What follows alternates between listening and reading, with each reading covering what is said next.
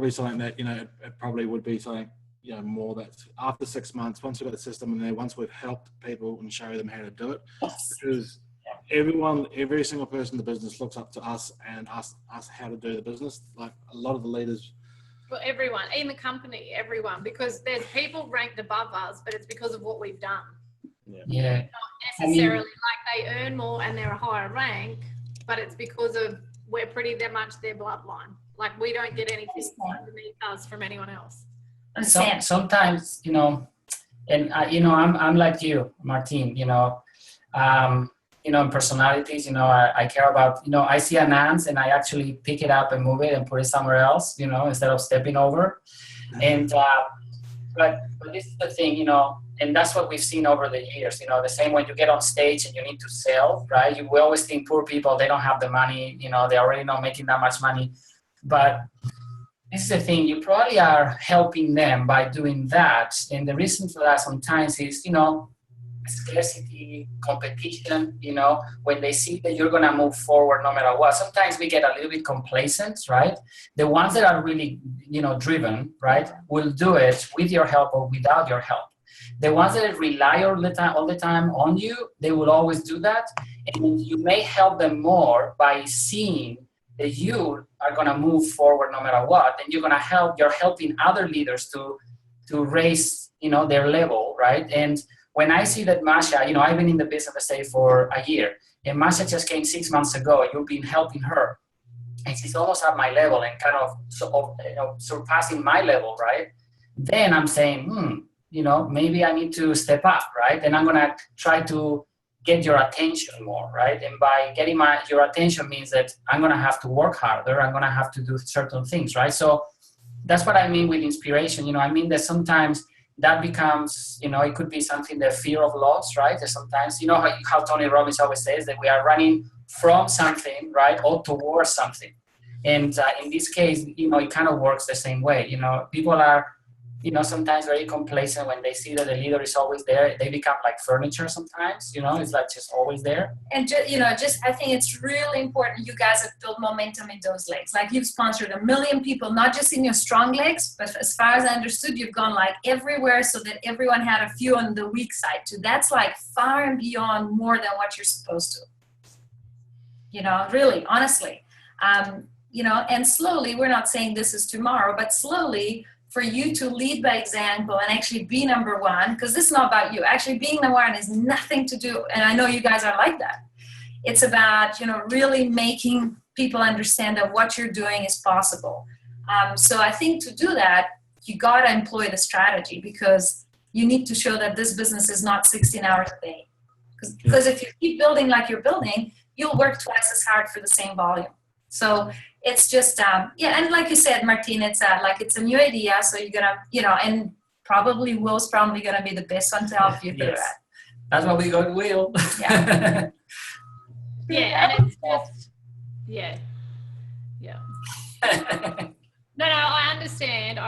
It's something, we see new people doing it and they struggle and there's all these orphans and, but I understand completely what you're saying. It's just, I guess, that mindset of being greedy and, it might be that poor man's mentality in me, but also, like, because even if we just kept earning 10 grand a week forever, we'd still live quite comfortably and... You don't need, I know, hey, I'm with you. How much more do we really need, right? Yeah. For us, I'm saying. Yeah, and so, Yeah.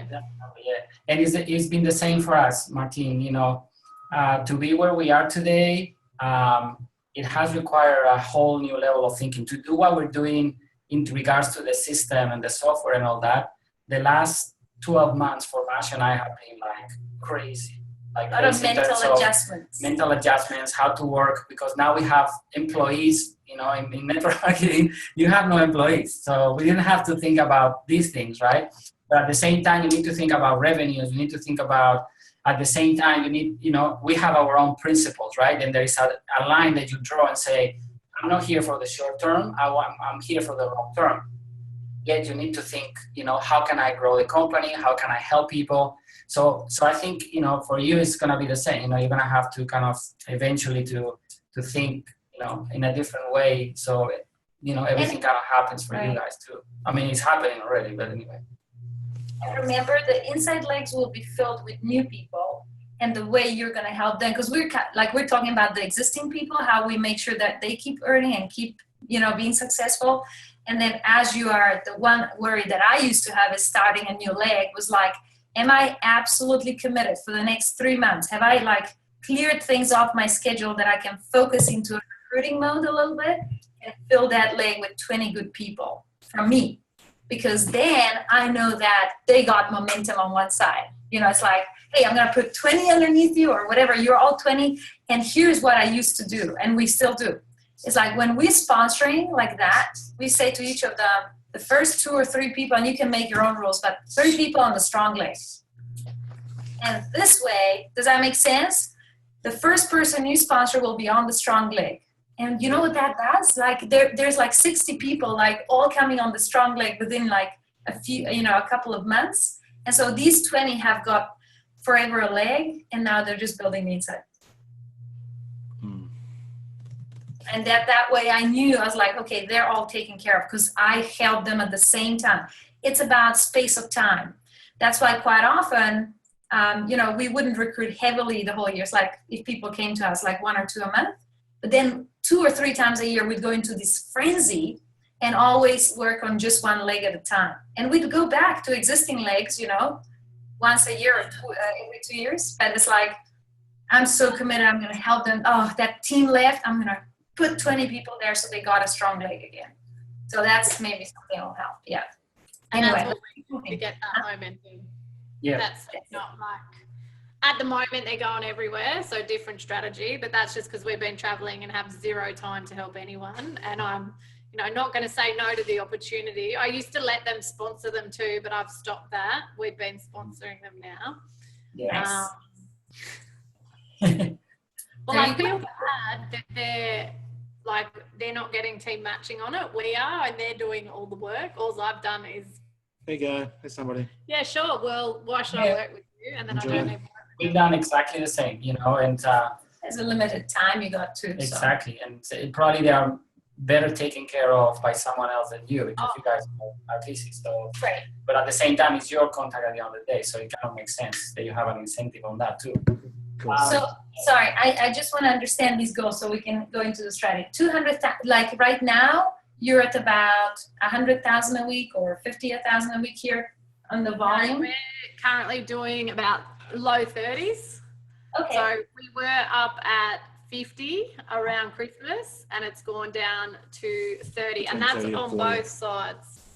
And that's because of the customer thing? Because less income, less packages coming in. Less volumes going up the trees. So it's like a fifth of the volume that used to go up the tree. So when we have this wonderful recruiting funnel that everyone is going to approach everyone first with, that is going to talk about being able to be a customer, but also being able to be a business person. What I feel is you're going to there's still customers that'll sign up, great, but I feel like you will again have, bigger packages signing up. I believe too, because a lot of people cut the vision in half because they're scared. Scared. Oh my God, I need to talk a comp plan. I'm not going to. Yes. Yeah, and also because they can duplicate faster as well. So. Right? Yeah. They duplicate faster. So, the key is that 500 points pack. That is and you guys got a return on investment. When you go and listen to how to make the presentation, that's exactly what we share is make sure one slide is how to get the money back. And you guys already do that. So that's a key. Yeah. And if you want, we can share eventually a story that for us was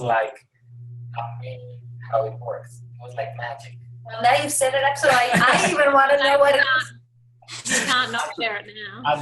At the end of the presentation, and it was a real story actually, but like a closing, but without really closing.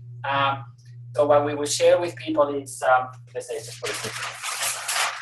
And again, you don't have to do that. It's just, again, one of those things. So at the end of the presentation, right, when people have to make that decision, what we will tell people is let's say, today, let's say Miguel, right? So, you know, anyway, you tell the story, whatever. But the whole point was that the story was something like, I had a friend that in his last company, right? He was an immigrant into Canada, and he just got married. He was his company basically fired him. He was broke, and he had nothing else. And somebody approached him about a new company was coming to the country, right?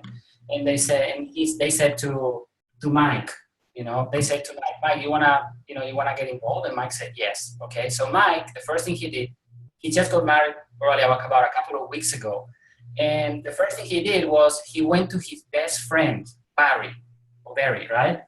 And he said, Barry, I'm, as you know, I just found this opportunity and I want to get started.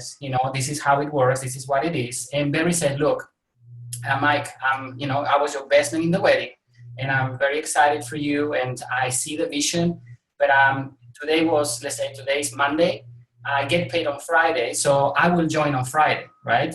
So I said, okay, fine, Barry, that's okay.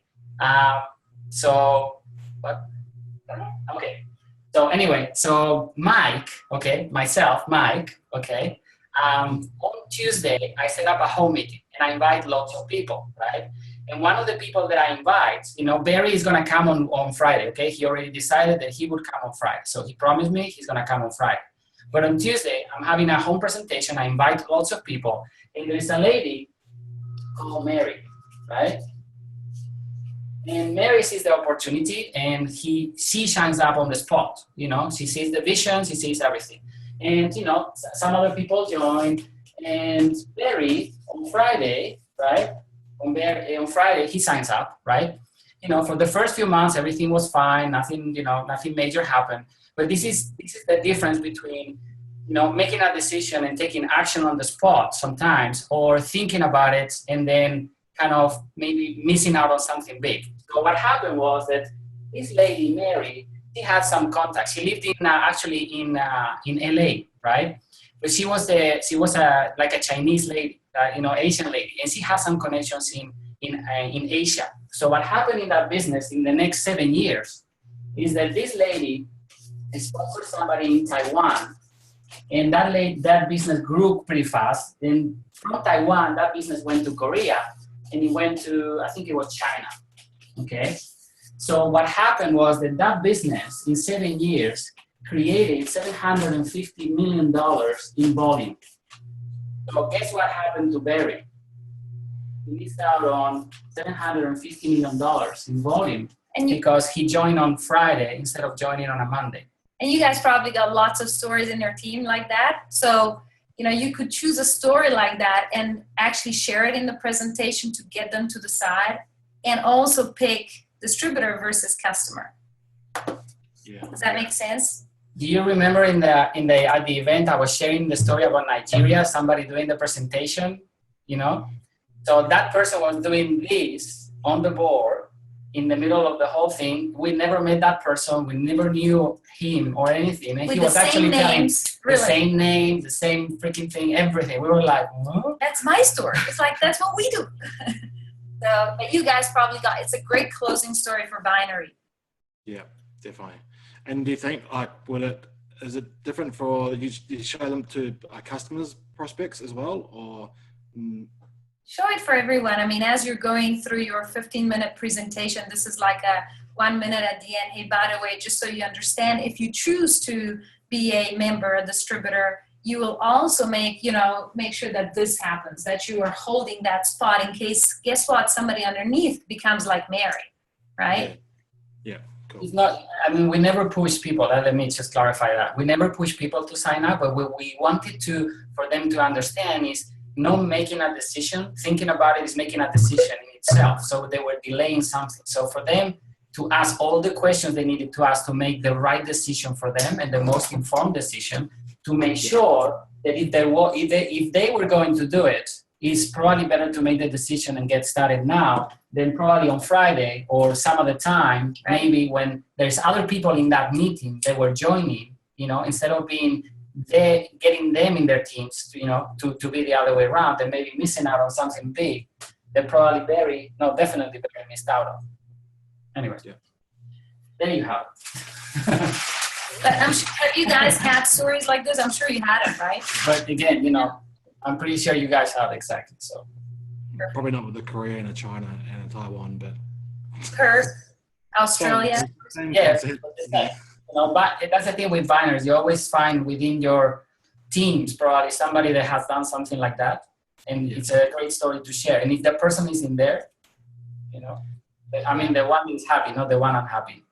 And I also have an awesome story between two of my really good mates. One quit after a few weeks, the other one didn't. So Amy's a diamond, and now Katrina's building 3 years on because she wished she had of. So that's really good as a training part of it. So who do you want to be, Katrina or Amy? And we could actually get them to do a video together. Like, I've been in it this long, this is what I did. It'd be quite funny too. Like, for a new person to watch, who do you want to be? In the getting started video, right? Yeah. You know, the 10-step getting started checklist. Oh, and now let's listen to two people who started differently. The first one will be the one who didn't do it. And then here's Mary who did decide to do it. They on Yeah, ownership. that started the same time. That could be the That's cool. That's a really good idea. All right, so we're gonna times 7 your volume, and the general idea we haven't decided on a time, but you're gonna strengthen a bit the outside legs and launch the system, and then we'll find at the right time where people are heavily supported already and you feel good about it. And then a part of this volume, you know, probably half, I'm saying probably as you get to 100,000 or so, that's when we're gonna start building one first, solidify it, and then eventually the second one. And we have a new product coming, and that creates massive momentum. And because our retention's improving, I mean, just alone with people buying that product each month, we'll put massive volume going through there. How much is the BV on, or how expensive is it? We don't know yet. We're $100 maybe, or I don't think it'll probably be around, I don't know, between 30 and 50 points Right. per one. right. Okay, cool. And the 15 diamonds, have you guys already, you know who those are, obviously? The people, if you got between 25 and 30 that you're working with? Yeah, there's a few fallen off the apple cart, as in one's got pregnant. A couple have gone into the valley because of the change in the customer and not coping with that. But yeah, we've probably got 80% of them. We know who they'll be. There's 3 that should get there within the next Yeah, I think there's only a few that we didn't actually have kind of. 3 months, and Yeah. we're just waiting for some like rock stars to emerge of who's going to run. Right? So I would set this 200,000 a week goal, right, that you want to have, and I would now go backwards and start to set a little bit of a monthly and then going down to the weekly, because the KPIs that I feel will really make a difference to you is obviously the weekly volume. So we always feel that's the only goal, you know, a leader should set is whatever number on the right and whatever on the right? And if you're building 3 positions, that's like for each of the positions, right? But right now for the one. And then really it's about, I feel, the number of home meetings happening in the tree. What kind of a structure of events do you guys have now? How do you go from it? Training or presentation? As in, so what events, as in anything getting in front of people? So predominantly how we've built is in homes. People in areas, we tend to have all country locations. So they do a monthly meeting. Catch ups, Zooms. We do once a week an online webinar, but that's more of a training platform and just something to plug people in. Or if I go and see a presentation, I'll get on with my husband. But this system, we do have some recorded ones that we use as well. They're going hard with the Zooms at the moment. Yeah. Lots of Zoom presentations, coffee shop catch-ups, and something that, you know, a lot of our team stay for is the community that we've created. Like, they all love that human interaction. And then when we've got Melissa coming here in June, so we'll have big events and do a BizOp, like a big BizOp, a social proof meeting like the day before. But majority would be in-home, and we do loads of three-way calls. Perfect. So I think, you know, for anyone that wants to be a 6-figure earner, I feel they need to start doing 2 in-home presentations a week. And as you go through the whole training program, you'll see why that is and how that works. So, you know, people usually start with 1, and that's great. But I feel like when people commit to stepping up and wanting to be a full-time leader, that's when they do 2 a week. Maybe usually it's 1.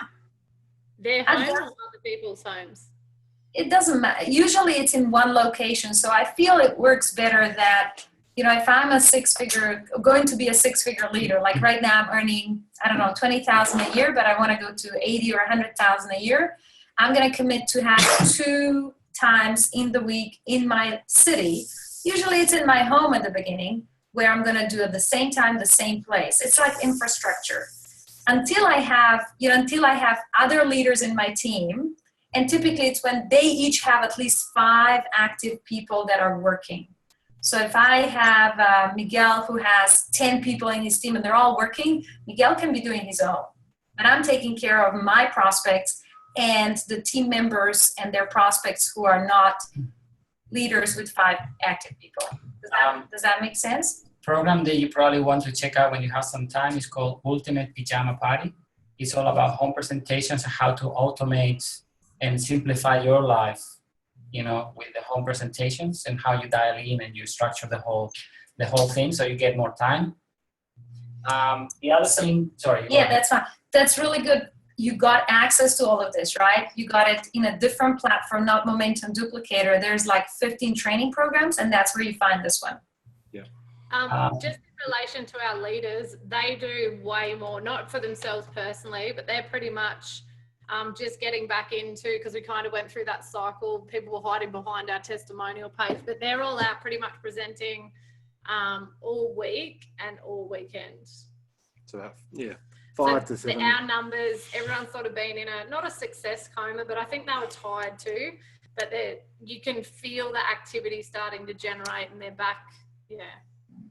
And, you know, and I think in the Ultimate Pajama Party, it tells you how you scale the meetings. And so when you are doing more than 2, you should actually get this person who you're helping, right? Because typically they're going to someone's home and they're doing it for them.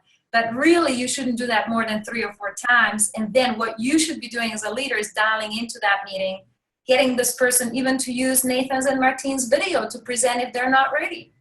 Yeah. Right? And you're dialing in. So the scalability of home meetings is the very important thing you guys are going to run into. And that's where your leader is going to be able to work less and be more effective as well. Yeah, I think a lot of them used to, because of the locations as well, as a lot with a lot of our people, a lot of them get a person there, but then they zoom in via TV and present to them like through the TV, opposed to having to be there, because a lot of our people live like 6-7 hours away from a lot of people. Yep. Perfect. Have you had much success with that within Australia? Like something That is the only way we build in Australia is home meetings, dialing into home meetings, or like it's almost like a 3-way call. Dialing to a meeting is a 3-way call, scaling up. And if you can't be there, you can record a video, and you first, let's say that for whatever reason you're traveling, you can't really dial in that day for whatever reason, family, whatever. I would talk to Masha and say, you know, I would talk to her and see the kind of people that she's going to have, like members and guests, more or less, the kind of demographics and all that. And then I would record a video and I would validate the event or the opportunity. And my language will be targeting those type of people. Let's say that it's all millennials, right? Then, you know, it's all about going fast and, you know, going. All nurses maybe. You know, whatever demographics you guys have. So things like that. Now, talking about home meetings, I'll share this with you, and then you will kind of think about it, and whatever is useful for you, you kind of apply it, and if not, you don't apply it. It's all fine. But with the 2 presentations per week that Masha was talking about, okay, we started with 1, and the challenge that we had, as you probably know, is that if I talk to Masha and Masha cannot do Tuesdays, right, she's never going to come to my meeting, right? So then we said, okay, well, let's do 2. And we did Tuesdays and Thursdays. The reason for that, you know, Monday, they hate going to work. So they think, geez, I have the whole week. But then you say, oh, maybe on Tuesday you can come. And they are like more open kind of thing. So then Thursday, because it's not Friday, so they're not thinking holiday yet, right? And they still need to go to work. So at the end of the day, they're still like, man, I still have 1 more day. So They're still open at that time. They're not thinking holiday. So anyway, but the main thing with these two, we ended up doing every day, by the way, like every single day, more than 200 home meetings. But these two were the ones that made a huge difference in our business, because I would invite Masha to come on Tuesday, right? She would have a look to the presentation. We would do the, the closing and everything. And by the time Masha has had a look to everything, before she leaves, and after I answer all the objections that she has, if she's ready to start, what I would say to her that I'm in the business of getting people into profit as fast as possible. Would you like me to help you with that? And guess what Masha is going to say? Yes or no, right? So, but the main thing is that Masha is kicking me on my shin, so I kind of lost track of what I was thinking. The main thing is that the main thing. What was the main thing? Under here, he can't see it. He's like, Wrap it up. Wrap it up. Okay. So I'm wrapping up things too. So the main thing is that I need to get Masha, even if she doesn't sign up on the spot, regardless of that, you get through referrals very fast and you get Masha to take action. So what I'm going to say to Masha is, if she agrees that that I need to help her, or she wants me to help her to get into profit as fast as possible, what we're going to do in the next 24 hours is we're going to get and invite people to the next event that is on Thursday, right? So at least we get at least 2 people to come to the event. So Masha is going to come with another 2 people, right? Let's say here, right? And let's say that on a worst case, Masha has not signed up. She's thinking of signing up, at the event, right? At the home meeting. By the time you're finished with that presentation, right? Again, you're going to answer all the objections, whatever it is. And then you're going to tell everyone again, all these 2 especially, that you're in the business of helping people to get into profit as fast as possible. So guess what happens if any of these 2 say yes? Guess what happens to Masha? I'm signing up. She's signing up. She doesn't want to miss out. You're in a binary, right? So that indirect pressure is really important as your team leaders are building. Really important. And the main thing is, and then it's the compound effect of all this. Because when I get these 2 people and I get again in the next 24 hours, let's say that on Saturday or Sunday you have another event, right? Maybe training, whatever it is.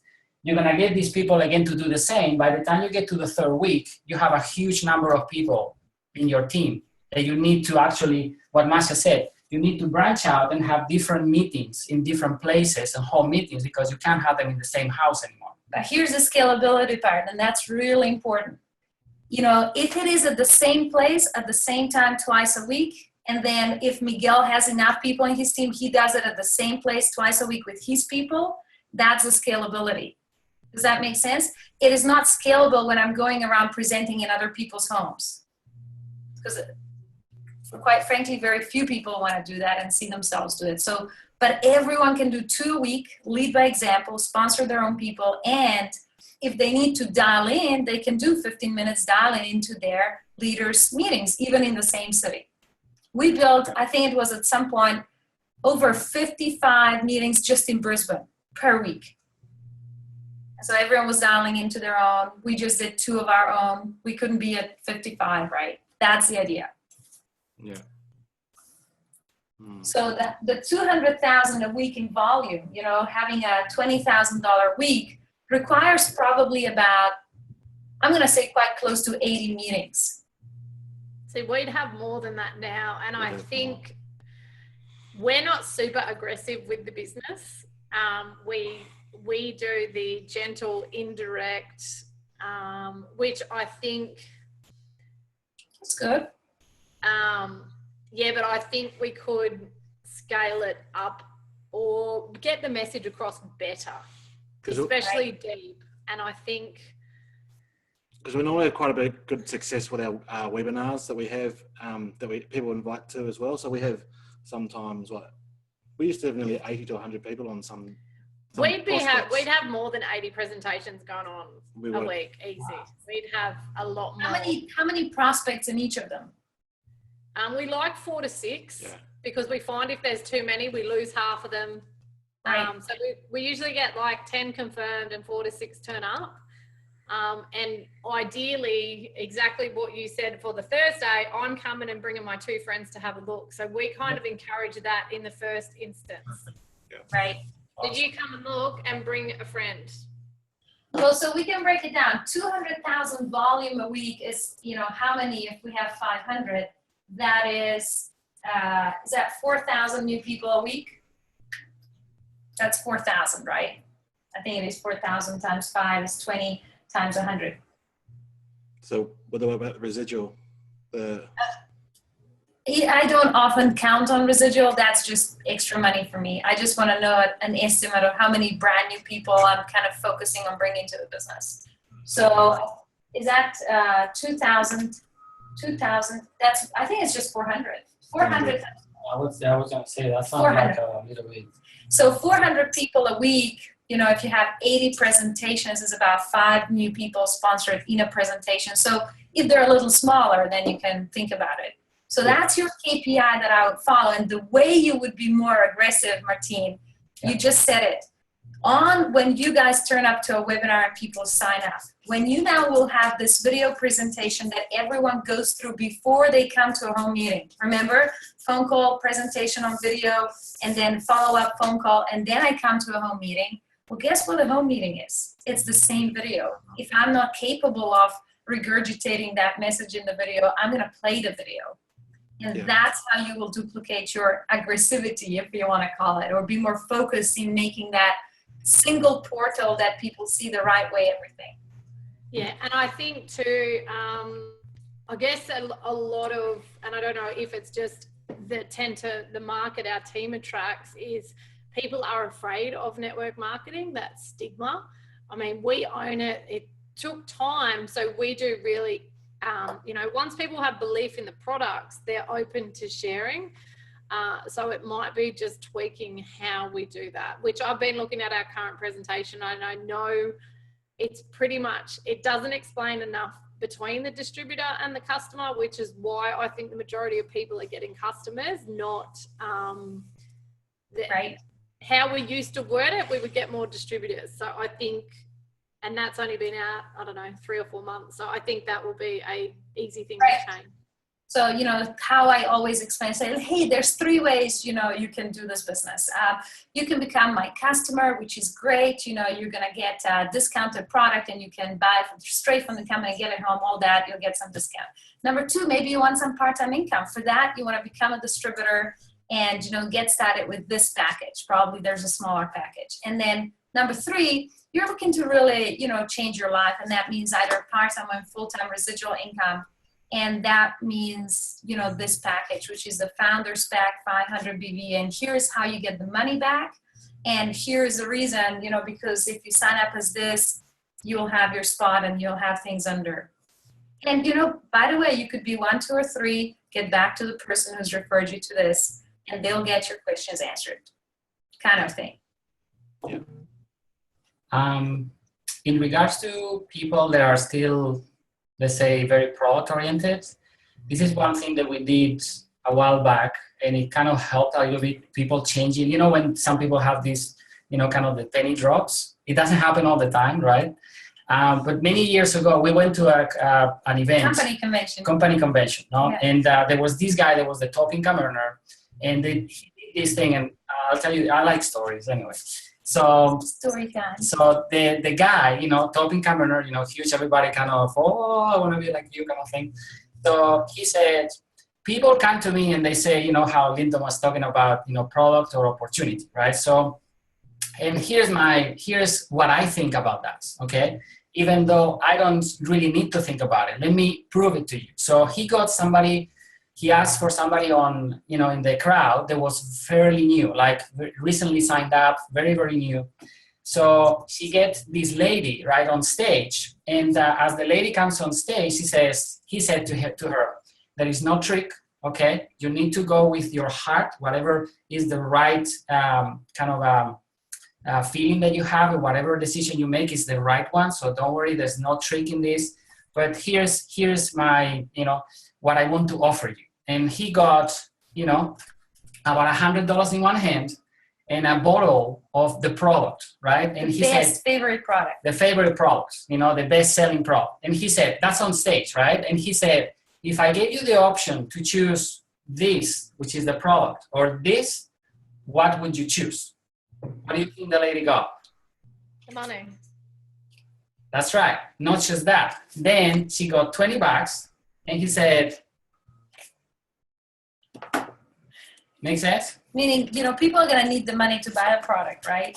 So he was saying that most of the people, they're just afraid because they don't want to be salesperson, right? But if you really, really gave them the option to make money and just purchasing the product, they would always, 99.99% of the time would choose the money, because that money would allow them to actually buy the product and actually change their life.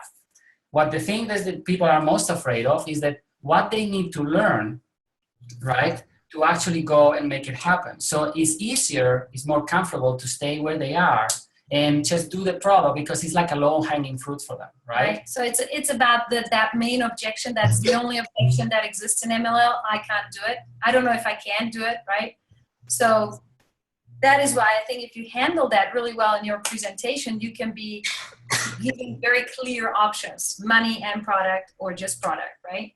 Yeah, and I think it's more for our team that, I don't think we have the issue, but it's, I try and find customers and they all do Turn this into- business built because I ask the questions and plant the seeds and have the massive vision. It's getting that to duplicate down. I suck at finding customers. Right. I mean, that's it. Quite honestly, I have never sold product ever. We never did that. But I feel what is really important for people in your team, right? Not the leaders, but like people who are comfortable about this. It's giving them a tool. It's saying, here's the presentation. You don't talk. You show this. Martina and Nathan will tell the person, right? Just share this message. And that's when they have the confidence. It's like, oh, man. Oh, is that what I do? You mean I just showed the presentation you showed me? Okay, got it. Yeah, definitely. Yeah. Cool. So 400 new people per week coming into your business.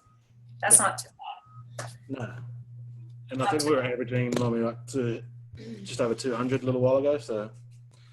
It's definitely cropped up because the changes confuse people. When they're confused, they become paralyzed. So there's been quite a lot of changes, which has led to that. And income wise, the last 12 months was 500 Australian. Yes. Yeah, so our projected income for this tax is 614. And that's not allowing any growth. That's what our income is now. And it's kind of the lowest that it's been. Like it's plateaued at that mark, and with everything and everyone sort of coming out, the leader's mindset. But another massive gap, and being there on Sunday, it made me realize, and talking to you about Amway and what Matt Morris does, is we don't have that infrastructure like Isogenics have David Wood. We don't have anyone, and this is even being, Nathan's winding me up now. We don't have that role model, or Take your time, Martin, take your time. Yeah, I just do this. But I guess the thing for me is, but this is for our team, like Nathan and I are sort of as good as it gets in Newcerity, which to me is, no, but that's a big gap. But Like, it's huge. No, it's amazing, Martin. That's amazing. You But get to dictate what you want. Let's listen a little bit. Oh, Anyway, and Let's I see that, the eh? opportunity, but no, the education side of Yeah. it, we don't have that. We're not inoculating deep down as well as we could for that mindset, and that will lead to retention. So that's a huge gap that Newcerity have, which, and that's, sorry, now McGill's winding me up. But it is like that. If we can get that right, it'll make a big difference. Right. Yeah. And so there's two parts to what you just said. One is your system, right? And like what we've been saying, building out, the 6 timelines and people moving through those skills and having that leadership development, starting right from the first hour, getting started training, getting that right. And then of course there's generic training, which is the 7-figure duplication secrets, which will be there. Then I know through time, you guys will, create more of your Zoom calls that you record, all that. That's one. That's the system. That is the system. It's going to be there. It's almost like, and I was sharing this with somebody else the other day, it's like you've set up the rules. This is how this is played. Is this in the system? It's almost like your leader can tell the member, where did you hear this? This is not in the system. Stick to the system, right? These are the rules. Now, the second point, and this is what we're kind of starting to cover, is the events infrastructure. And so, when you go from home meeting, and you guys do most of it, but it's now having a real infrastructure that is pushing towards momentum each time. It goes from home meeting to a monthly event, right, in each local area.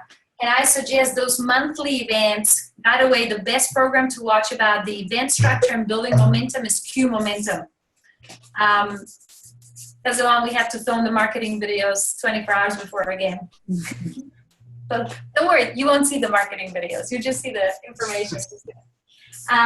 So that's the monthly one. And what we did is we had all locations do it on the same Saturday of the month. And it was always, we were always on weekly as well, like you guys, but it was kind of 3/4 through the month or 2/3 through the month. And so we were zooming, Perth, Brisbane, Kuala Lumpur, everyone is zooming in. And that way you can have leaders train and teach, and you don't have to go and travel on 7 different meetings, every month and so on. So every month it's the same. So our monthly meeting is going to be on the 17th of May, 28th of June, and 23rd of July, and so on. And then all locations do it at the same time. And then after that monthly event, there's a 7-day momentum sprint. And that just means that intensity of activity is like ×3 to ×10. So if you tell people usually they have to share 3 links per day of your video funnel, now they're sharing 10, those 7 days. And then after 7 days, they go into steady building of the home meetings, because then they have time to go through the leadership development training and all those good stuff. So we're not losing people. Because if you push for too long, you've put in 500 people, but nobody's duplicated, right? So you vary that through the month, and then you go to either a quarterly meeting, which I guess in Australia you could do because you have visitors coming from company and so on, or speakers coming, and then you go to the company convention, right? Which is once a year. Yeah, what we kind of thought, and I'd love your feedback around this. So they have 2 a year, one in Australia and one overseas. And, they're great for the rah-rah and you meet the founders.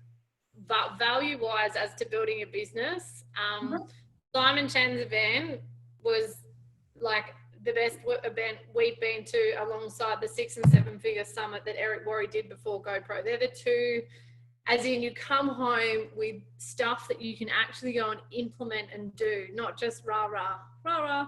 So just thinking about after the weekend what we want to do, and I know company conventions are most important, but what makes our company conventions good is our team going and bonding. But the content, it's not, it's, do you know what I mean? I'm with you. So here's what you do.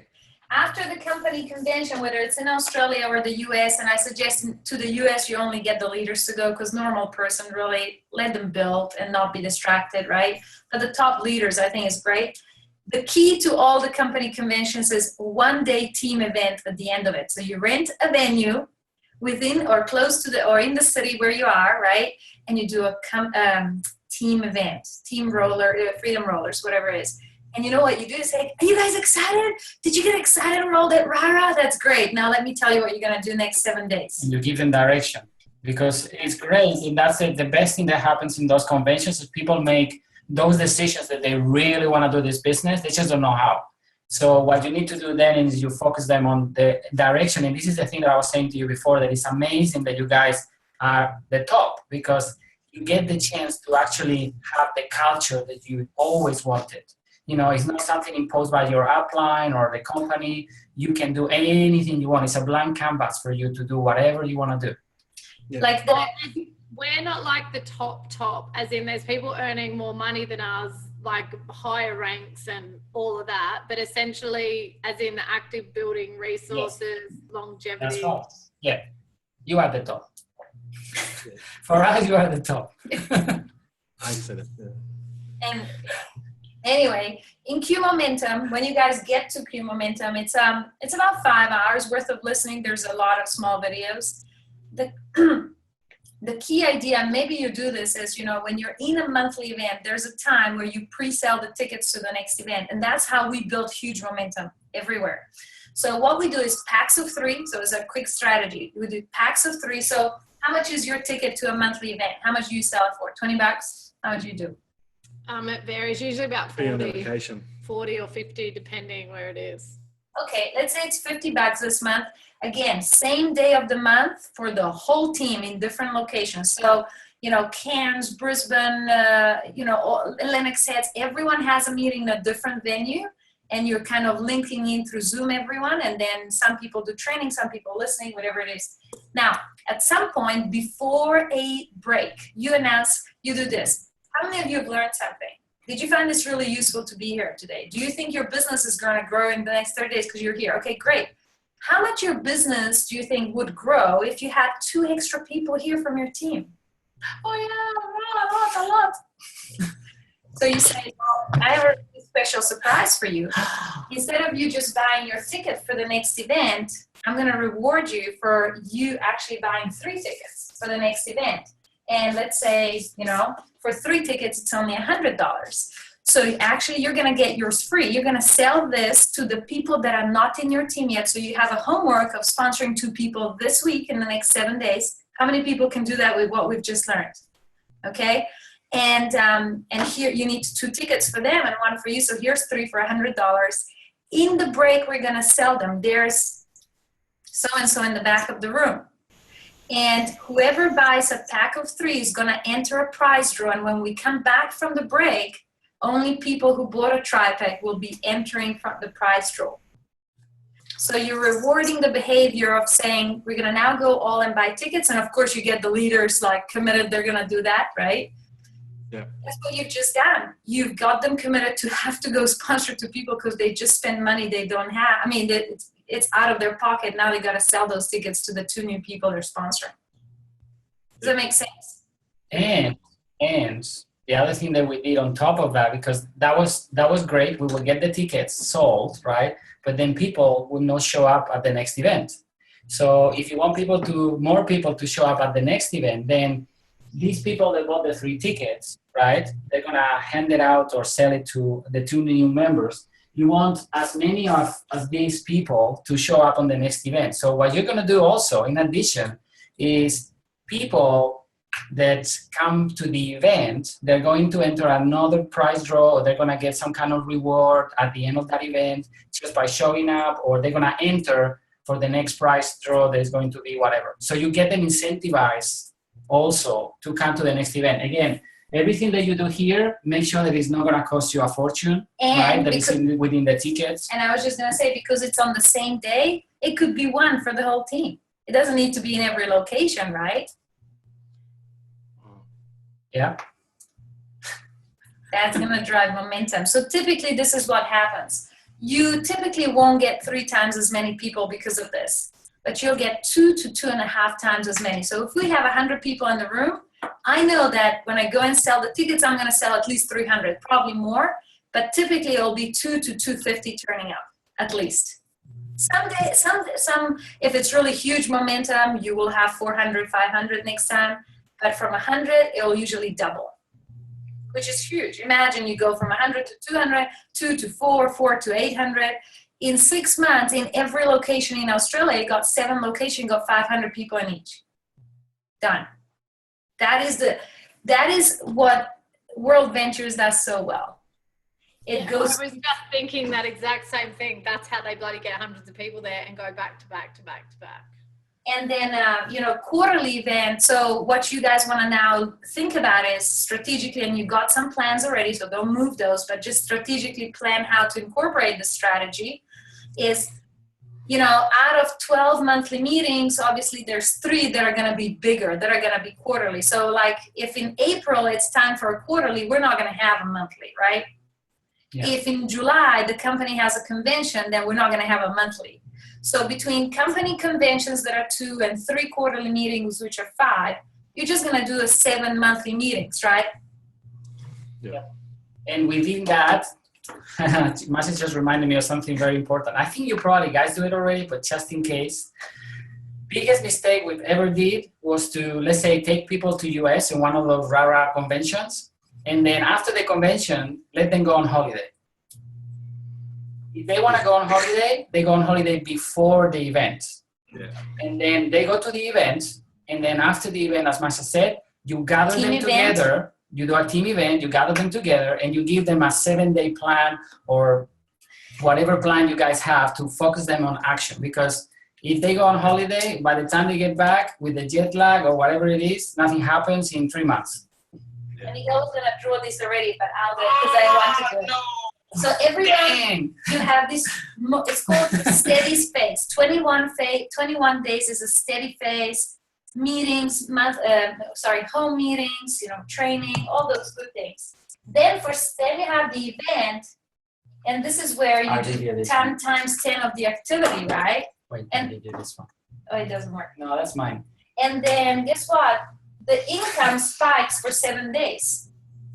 Now that income is not going to sustain next week. It's going to go down a little, but you're going to steady build for the next 21 days. And then you're going to be an event. It's going to spike again, and it's going to go on. So when you draw a line over the next 12 months, it's going to still go up normally.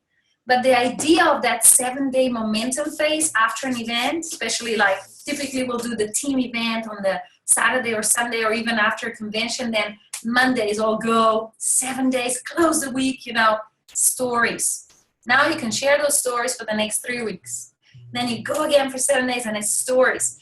But you need to take those 3 weeks in between to consolidate, build leadership, build small home meetings, get them results. Those 7 days, there's no training. No training for 7 days. Zero training. It's full action. That's Madness. it. That's all the people need to know. Because what happens here, you're going to have that spike. During that spike is no training. Zero training. Right? Here, after 1 week, people are going to be kind of tired from working so hard. But you're going to have so many new people that you're going to be doing a little bit of training with action, training with action, training with action. And the system covers most of it, right?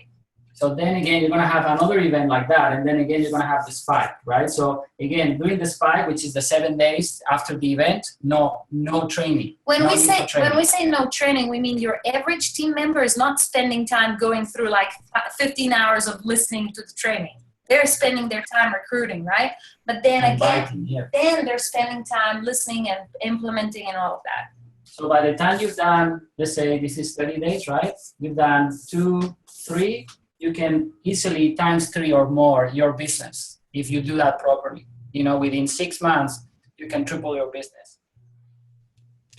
And sustain it. That's what I like. Yeah, that's right. Yeah, and the main thing is that what Masha was drawing, that when you see the actual where you started to do that 30-day cycle, in a 90-day cycle, you actually grew exponentially, but you actually see that it's steady, not just steady, actually. What happens is like that. Within 6 months, you see after 9, let's say the third cycle you do usually, you see you still kind of like this. People are learning, right? But 2, within 3 6 cycles. months, if you do everything, nothing goes to plan ever, right? But within the 6 months, you can see how you feel it. Like you can see the team how it's running without you pretty much. And they just need your input to keep them accountable with the goals, the weekly goals, the events. So that's why we always say you need to have a plan to overlook your business, right? Like a big company. And you are the CEO, and you need to know what your vice president is doing, what your sales or marketing, so you can actually, what Nathan was doing, right?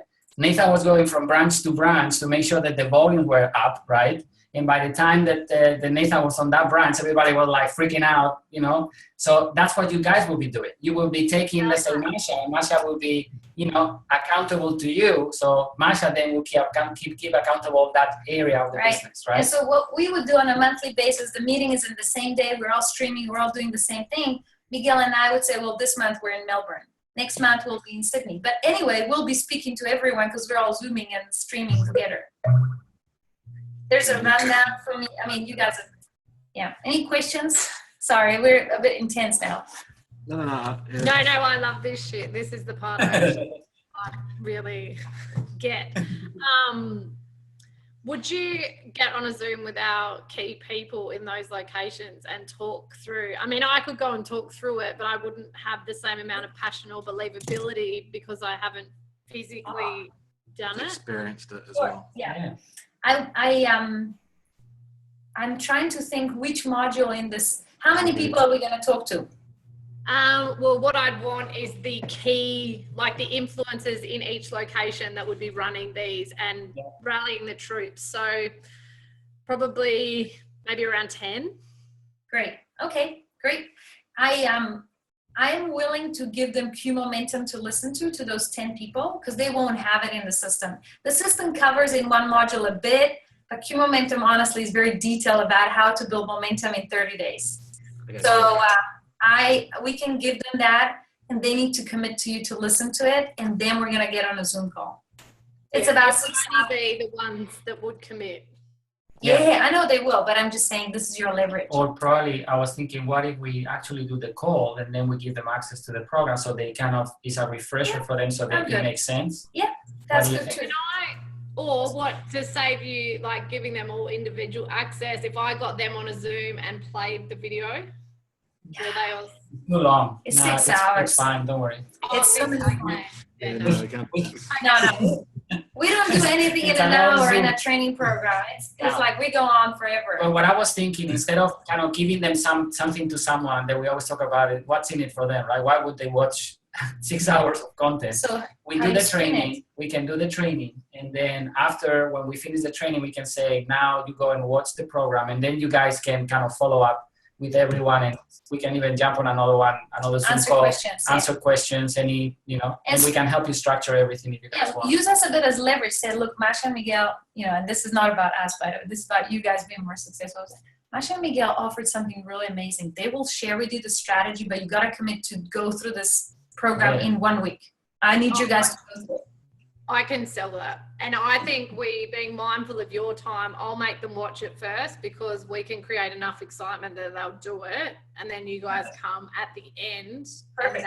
And That's they're good. all we call them fully fledged cult members. They're all like fully invested. So, but I think we do this instead of our blitz. So we need to get them on this stat. Yeah. Don't forget that whatever you guys are doing is working, so we don't want to change that. You don't have to change much. Just Whatever think you're about, doing, listen to the program, you guys, and then you will have an understanding Yes. how you will incorporate it. I'm I all- can see this. Sorry. No. What I was gonna say, and I'll let you. I definitely let you speak, Martin. I want to make sure that you guys understand that you are superstars, and I'll wrap it up. That you're superstars already. Like you guys are doing something that has been working, right? And we are not here to change that. We are here to enhance somehow what you guys are doing. So before you go and change something in the business that is working, like if it's a program, for example, probably it's better for you to actually watch it and see how that's going to work for your business, because we don't have the insights that you guys have. Make sense? But I get it. I see that. And I see this sustainable, more people being able to do it. Because we do 6 weeks where they don't do any training and they just go and they do not stop. And like we probably have half of them actually sustain it and finish it. But I can see this evolving like semi forever, so that we're not just getting these 2 periods of massive momentum. And all of them are at a stage where they can implement it. Whether just the name, like you guys call it Q Momentum, we call it something that interrelates, like an enhanced blitz or a world-class blitz, like just an extension on what we do, because they're all willing to put their life on hold for 6 weeks and do nothing but Nucerity. So this will kind of enable more longevity. I get it, and I can see the benefit. Yeah. I wonder if you can still do the 6 weeks if you feel that's what's worked before. And then after that, you go into these 30 days over and over and over and over. You could still kickstart it with the 6 weeks if you feel that's what's worked before. That's not a bad thing. But it could be the structure of our 6 weeks. So week 1, we do this 2, 3, 4, and then we go back to week 1 again. So it's not essentially making a change. It's just more structured than hard out, massive action, just go crazy. The key to momentum is variation of intensity. It's Sure. when people say to you, I want to build momentum, it's like, well, it can't always be the same because I get burned out and then I don't know what to do, and then I have too many people and then they all quit. And then, For us, like we try so many times that, and again, with all the respects, the freaking 90-day blitz that we start with 50 people, we ended up with 2 people actually doing it because the rest have quit halfway through. And then we saw that people, you know, the faster you make things happen, the faster they see a check, the faster they see results, the longer they stay. So we saw that by doing 30-day kind of cycles, that's why we had that. Those 30-day cycles were actually amazing because these people, probably some of them may kind of not quit, but they would go like, I'm exhausted, you know, I want to stop. But because you go through their database and you had new people, you could work with fresh new people every 30 days. And you get another 30 days life cycle from that person and then another 30 days. So it's like a never ending kind of momentum that you can build. And when everything compounds, right, it's like in the bank, right, with the penny that, you know, that doubles every day. Eventually you hit that and you can see like huge numbers of people coming in, right? And again, at that time, it's too late to structure everything because then you're running out like you don't have time. And then there's too much change. Yeah. So that's okay. Right now, too much. Like, yeah, there's no structure, and it's the diesel enhanced duplication too. Yeah, I've been saying it for a long time, but Yeah, but what, you just stop? Like, you need something in place to be able to do it. Or we could all be Boss Wallace and then no one, but not like everyone would be managed. anyway. Yeah, cool. So I think maybe, you know, if you can make the time and listen to it and just ask us and it will make more sense, but it's more detailed. An hour a day, it's 6 days and it's done. Done. 11 to midnight. Look at it. Oh, the calendar is, it hurts, our calendar. Oh, unbelievable. What other questions you guys have? So you pretty much got those goals, the 7 days. I think because we have to go through this. We have to go through those Do our homework. the module stuff anyway. now, in regards to the system, not that I want to kind of condition you in any way, but this is what we've seen in the past, and I want to make sure that you guys understand it. So we are all kind of, you know, kind of overachievers, quote unquote. So we want things yesterday, right?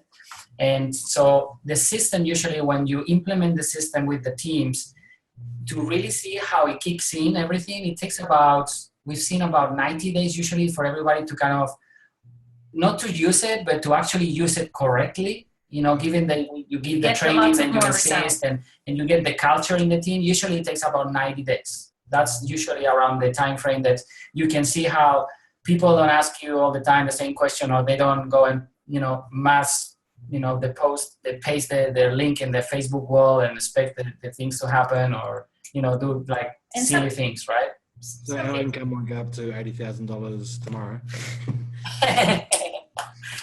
Disclaimer, you will not earn money overnight. However, if you work hard over time. There's our inoculation. We've just had it, okay? Yeah, and I mean, We know what we've achieved with no system, no structure, just sweat and tears and, you know, manpower leverage. I just see this. Yeah. Yeah, it's and, massive. And some of that stuff you've given is really good concepts, and I think we can just go back and work it out how it'll fit into the business. But I love that structure of having that regular thing so people know where they are. There's no kind of backwards and forwards. People working out different events all around throughout the year and doing different things, and so cool. Yeah. And you've just been paid. You've just been paid too. So just to let you know. Thank you. It was well worth our time. Finally paid. It only took about 2 months. I know. So yeah, so it's almost like in December, you know, it's like, here's the events for the year. This is the infrastructure of everything. And you know, everyone's like, great, now on the 1st of January I go to work and that's it. Yeah. Anyway, that's all. The other thing I want to ask, so Simon's mastermind group, like, he has a lot to offer in relation to like that online stuff, and he just knows so much stuff about stuff on Facebook and lists, and, you know, I know we'll get some mentoring off you guys. For me, I'm like super hungry for, you know, I don't have a mentor. Like Nathan tells me what to do, but I don't listen because I don't always agree with what he's saying. Often he's right, but yeah. But So it has to come from what someone else. what sort of that, at the same time, I don't want to be getting information, like I know that you can have too much going on as well. What's that sort of look like with you guys? And, you know, is that potentially something that would be worth the investment with Simon? I wouldn't do it until the system was up, but just so I can sort of get my head around what that would look like. We wouldn't say anything, obviously. This is just between us. Oh, I'm just asking you, honestly. Yeah. Like, Honestly, Simon is like a really good friend of ours. So it's almost like, you know, I do believe he gives value. Now, I feel that Simon and Miguel and I have very similar skills in the online marketing. That's why we work together so closely. Like we meet once a month and we give each other all the strategies. So is it to create programs online for network marketers, or is it just to create more recruiting and online presence, or which part of it? Like online presence, branding, things that will like, you know, Attraction might like help all that us stuff. keep the list, the structure behind it, the sort of the systems, and, you know, but also someone to keep us accountable and push us and just say no, like call it as it is, and just, you know, be a ball breaker essentially, because we don't have anyone that does that. We do it for ourselves. Right, but you know that by you paying us right now, right, we give you our time, right? So the way it works is, so Will is going to do like real mindset coaching, and it's more like the accountability. So what we do with him is like we give him all the KPIs and we share like, this is, you know, and you will share this with him. This is what we want to do. This is how many things we want to happen. So he's going to keep you accountable to that part and go through some of the mental stuff. We want to keep you accountable to this. This is my only reason I'm here, right? So we can give you access to us as much as you need. Like probably, I mean, most people get really busy, so they don't call us every week, but you can call us every week for an hour. I think we can help you with online stuff. I mean, by the way, we make multiple 6 figures per month in the online business. So I think we can help you in that. Yeah. So it is really, having said that, Simon's a great friend. I by no means don't want to discourage you. If that's what you feel you want to do, great, right? I do feel we can help you with some of the things. No, you've answered me. So that for me, I don't know, have you made a decision over that? Yeah, and look, for me, I always find that we try and take way too much on, and that's just me, because I like doing things well and doing things smart and more efficient, and that's why I tend to find I'm overwhelmed, because we go Summer cyclone. from one thing to the other, change that, and then we put that in there. I like having good, simplistic, spend some time developing it properly and implementing it, and it's more efficient. But my needs, like I don't have anyone apart from Nathan to talk to. Like, yes, this profession's beautiful, but it's brutal at the top. That, you know, and even the thought of the mastermind, the hot seat, like I still wouldn't give full disclosure, because, you know, people do talk, and, you know, maybe I have trust issues, I don't know, but you know, I've been in, right. I'm just hungry for that mentorship and someone that's actually done it, to be there and pull my head in too, but push me as well. Right. So are you talking about this, or are you talking developing an online business? No, I'm talking about Userity. Like, I'm not interested in an online business. I just have fun with my success sister and make things with palm trees and flamingos. And I put some stuff on the webpage that I do coaching. But if anyone wanted coaching, I'd just say that I'm full. It's just to make it look professional. Yes. So you guys understand, and probably we should have or could have shared that at the beginning of the call. Our goal with everything that we're doing with the inner circle, kind of, you need to give it a name anyway, is to create an environment where you guys, and again, you know, I think we shared that on the call, but leadership is a very lonely place. And just exactly what you said, Martine, you know, we've been like talking to each other, you know, like a lot. and you have no one else really to talk to and kind of, you know, let yourself kind of, you know, and take it out and just take it out of the system, right? And you have to, you can't keep it in, otherwise you end up sick, literally. So one of the things that we wanted to create is that safe environment. The reason we're picking people, you know, so carefully is because we want to make sure that you all kind of aligns, you know, and you guys probably saw it, you know, Sam and Cara are like beautiful people. And that's the main thing that we look forward, you know. You may have more or less results within obviously your, you know, your each other businesses, but within that, the main thing that we're looking for is people that are genuine, people that are authentic, and people that you can trust. You know, within that, I mean, we all make mistakes, so I can't guarantee, you know, that we don't make any, but that's what we want. So for us, you know, you can contact us any time of the day, whatever you need. We're always here, you know, and we will be as much as possible, you know, available to listen, to do whatever it is that we need to do. You know, as much as I said, we take responsibility, you know, in terms of showing you the way to get to that and beyond, right? Obviously, we, as you know already, you know, you guys are already experienced enough. We cannot do it for you. We can only give you guidance and share our experience.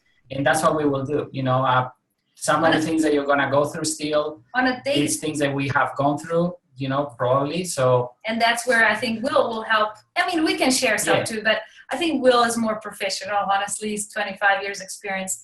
But on a daily basis, like Martine, if you just like feel like you need to cry to an upline because you feel like you didn't do something, like that's what we're here.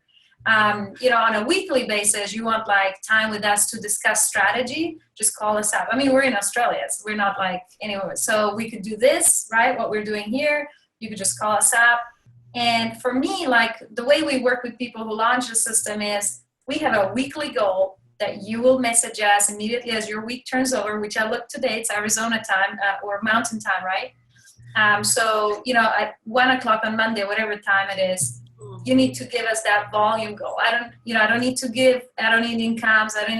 This is the volume. It's not even for me. It's like you're accountable and here's the strategy how I'm going to do it. And I've collected those goals from leaders and they have a strategy.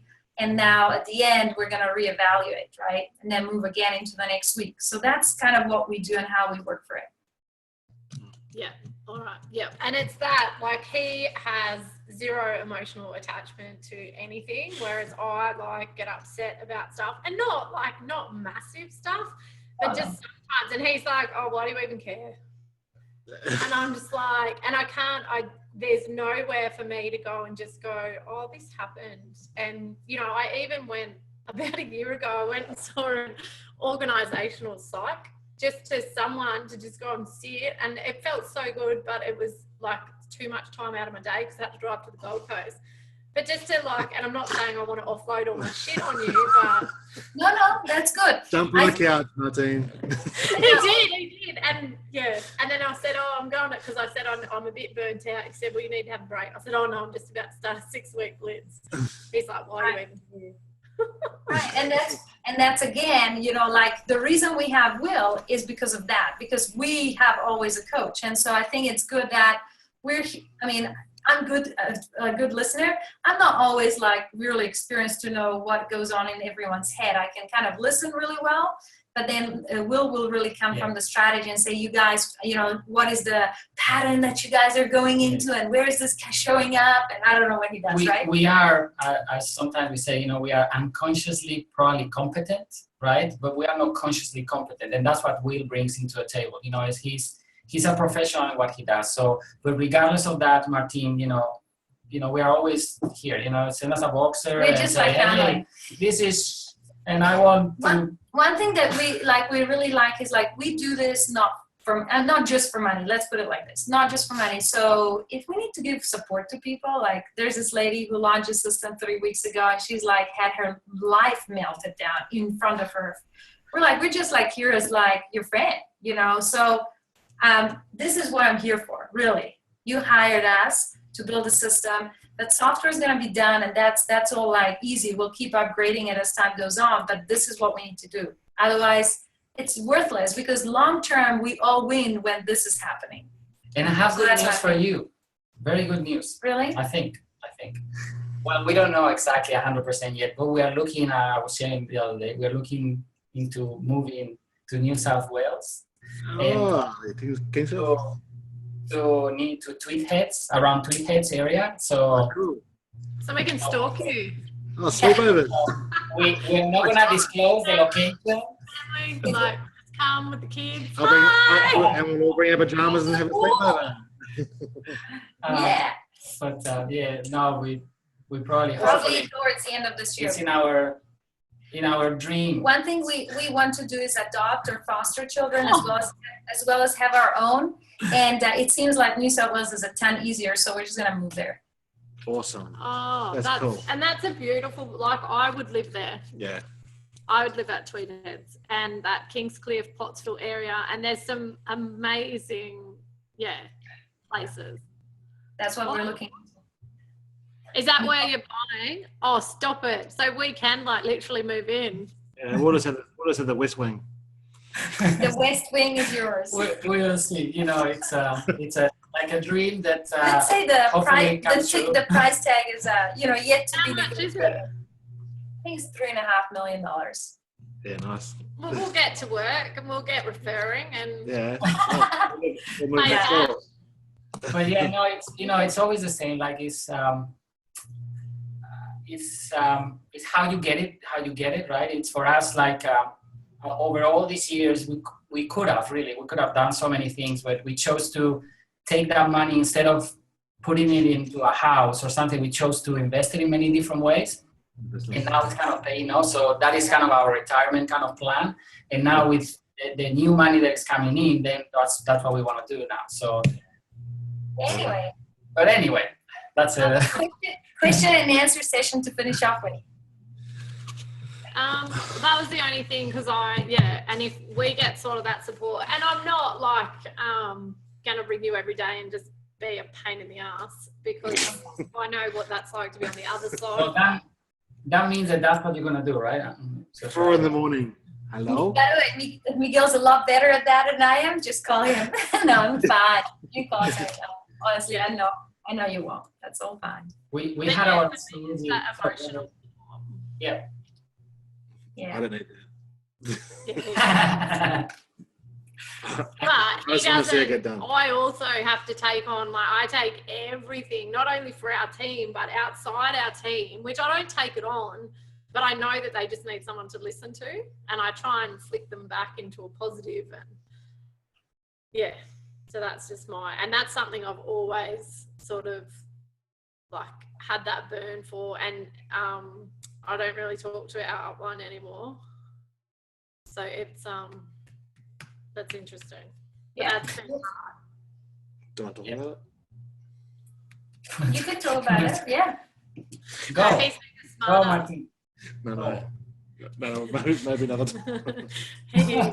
No, Sorry, I'm stirring. he's been, no, she's just, it's her growth, and we've got, because our profiles got high, she's like, she went in amongst our team and stirred up a bit of stuff and said, I'm talking about, don't worry.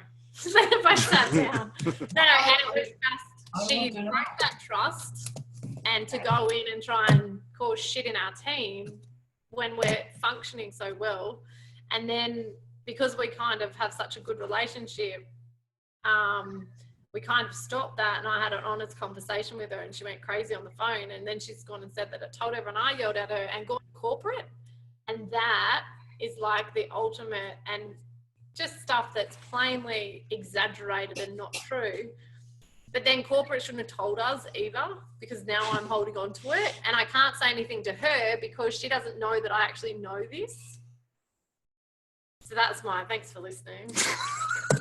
Hey, by the way, I could say to this. I was going this. we have conversations like this. We have at least 90% of all the leaders that have assistant that we've worked with, we'll have like a conversation a week about this kind of stuff. And we had things like that. Exactly the We've same. lost, into kind of politics. One time we lost about 3,000 people in about 3 months. And about 2 years ago or a year ago, we lost about 20,000 in one country. So we know what shit means. So I think, you know, I think with her, you probably already have a kind of a solution for yourself, but it's about, you know, just strengthening your leadership, and you guys are really good at having that loyalty within your team and just protecting it from her, and, you know, them being vaccinated by you rather than telling her not, or the corporate not to interfere, because that doesn't always work, and just moving on and, you know, knowing. And it's interesting why people sometimes sabotage their own income, because you're the income. Where the So I think that's the hardest thing for me always to understand. It's like, why would they do that? It's their own income. what I believe the psychology behind it is we're the same rank as her. So all of her ranks have come from a consequence from Ruby, from us. And she's got one bloodline on the other side. Everyone knows we're her pay team. So really she should be pink diamond. So then that's taking away, and I've protected her too and gave her credit for everything, and, you know, very vocally, and I kind of not stopped that, and we don't use her at trainings because she trains the wrong thing, and then we have to go and change it back. Yeah, but corporate told us take her to lunch once a month. And I'm like, fuck off. She should be taking us to lunch. If I'm going to lunch with anyone, it's my children who I sacrifice and that I build this for. I'm taking my leaders to lunch. So that got me a bit, but yeah. So it's just for me moving. It's awkward at events. And then on the cruise, she just kept coming up to me, hugging me, telling me she loves me. And I'm just like, get away. So I just hug her, and I'm civil, and I haven't, I shared it with the Crown Diamond because she got me pissed and got it out of me, like as in drunk. So I opened up a bit too much. Usually I wouldn't do that, but yeah. So that's just been, for me, like the hurt of breaking that trust. Yeah, it does hurt a lot. We held on to things like this for a long time at the beginning, and eventually you just kind of, you know, it's like, it happens a few times, but it comes with the territory, you know. Unfortunately or fortunately, part of the business as you grow bigger and bigger is to be able to deal successfully with situations like that. And this is the beginning, Martin, unfortunately. I think the main thing is you probably stopped edifying in front of your team, it's edifying her, right? Giving her any position of influence. That's the main thing, is just, you know, being good enough as you are, and you're not needing her, and protecting your team and getting the loyalty from them. And the rest, you know, for your personal thing, I would just say it's obviously not your problem. Like there's nothing that is really that you did.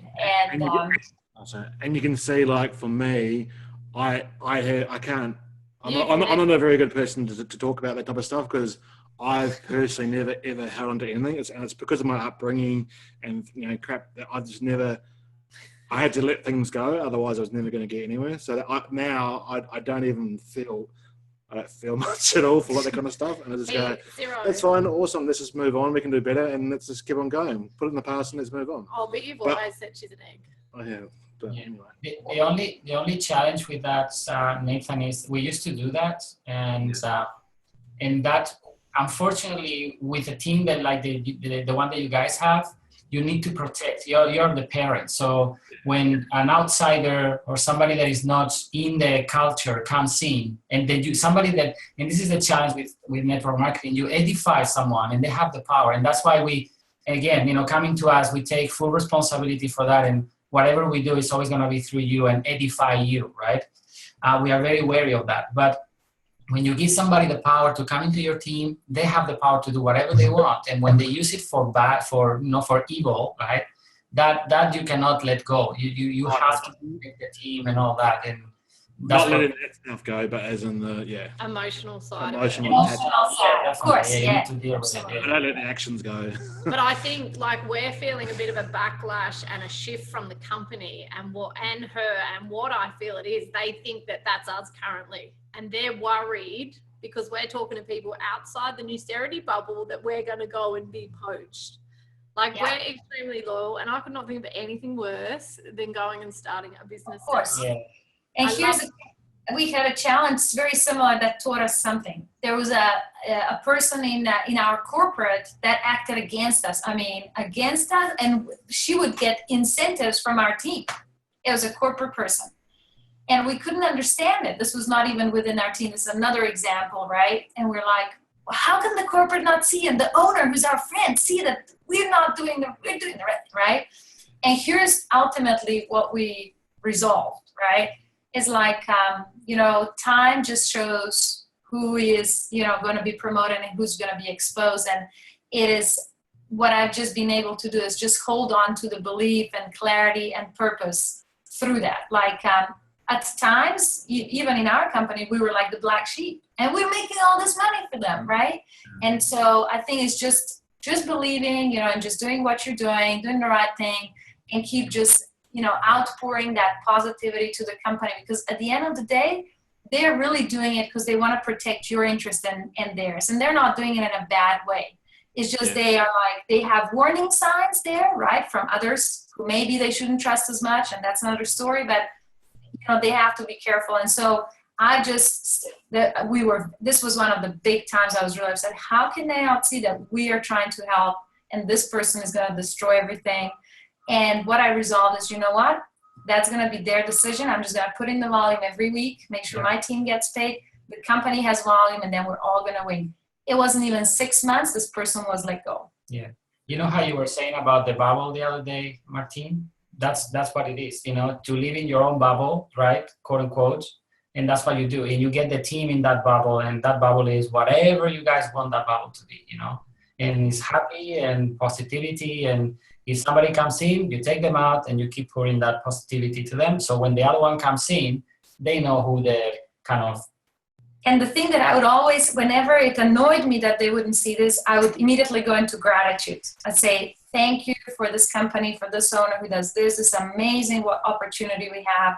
Let's look at all the good things. Let's not, distract ourselves, because the detrimental thing that happens is your belief is a little eaten away if you do that. So what I really want, one of our roles in getting into 100 to 100,000 a month is protecting your belief. And every time you have that little, why is that person doing that? Is not, no. I'm really grateful for Melissa. I'm really grateful for Nucerity. They've done this right, this, and catching everything they've run right. Yeah. Yeah, and that's what I say about my upline. I'm grateful that she shared with me and annoyed me for long enough that I actually saw it.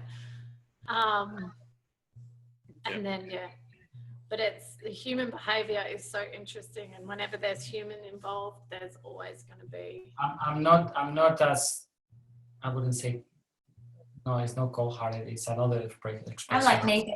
But whatever. I'm Spanish, though. It's our blood is very warm all the time, right? And I take it really like the unjust things I cannot stand, right? And I'm very calm. I take it really easy with everyone, and I give people the benefit of the doubt. But when somebody's an ass, I'm sorry, but I cross them like you would not believe, which is not a good thing either, right? So I think in my case, what I would do to deal with situations like that is, I would think like in our case, there was a lady in particular that, mother of 7 children, and she was making about 10K a week, right? And for me, what I would be thinking is what I need to do and who I need to be so that lady can keep having that income, right? Because if I break down, if I start hating my company, if I start hating all these people and I say I'm going to quit or I'm going to whatever, I'm not going to. But if I am not my full 100% leader that I need to be, that person has, the days counted in the company, the opportunity, her income, her family, her 7 children, right?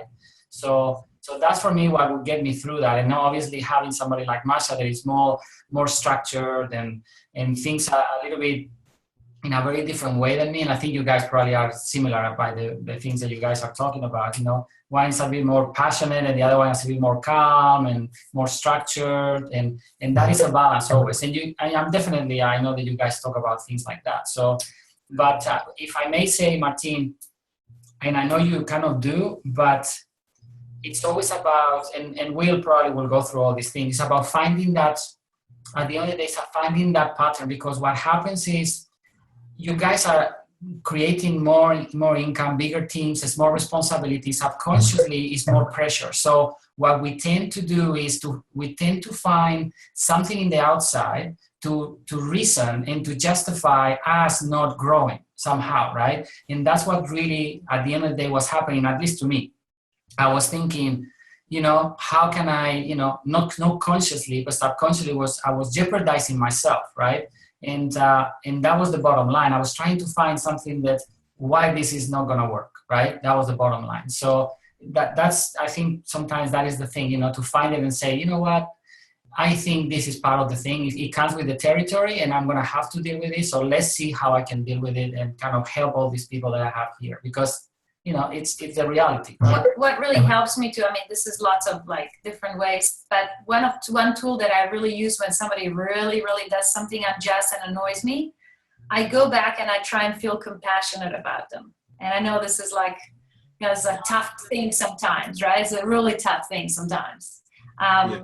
But it's like trying to think, you know, what in their upbringing, what in their upmaking have they experienced that right now, let's say the ego or the unjust act that they've just done has come out. And I try and feel compassion for that. And I think, you know, I don't know anything about this lady, but I'm thinking, you know, I wonder if she's had a really tough father or somebody, or she didn't have a mother, or, you know, what happened that she was so hurt and now she needs to be significant rather than giving. And, you know, so I try and it's almost like giving myself, you know, a story so that I feel compassionate. And I say, you know what, that's her journey. I know this was not anything to do with me, so I'm not going to take it for me. I'm going to protect my team because that's my income and their income and that's my job. But at the same time, I feel for her, it's her journey and she needs to still go through a lot. Maybe she's been in another company, another opportunity, and, you know, something happened. She'll never go anywhere. She's worried that we're going to go somewhere. Like, she's Newcerity for life. She will not do anything outside of what Newcerity says. And she's not a bad person. She just has broken the trust. And she sees me like a daughter. So she doesn't have any children. She doesn't have any family. But to me, trust is massive. And she's completely smashed that. And I want to let go of it. And to a point, it's not affecting me in the business. But at events and stuff, when the fakeness, that bullshit coming up telling me that she loves me, and, you know, luckily we do have a good relationship with corporate, so they kind of see through it. And, you know, she's asked for mediation through compliance, but because she doesn't have that insight or very good communication skills, she does upset a lot of people, not intentionally. But yeah, and they just said to her, we're not doing mediation, it won't do anything, because she told them that another diamond in her team yelled at them, and this diamond actually recorded the conversation. So she doesn't have that credibility. It's more, I feel, for me to move on, and I need to tell myself a different story, that I need to tell her how I feel. And she doesn't actually listen to understand. She goes, oh, well, we both made a mistake, let's just move on.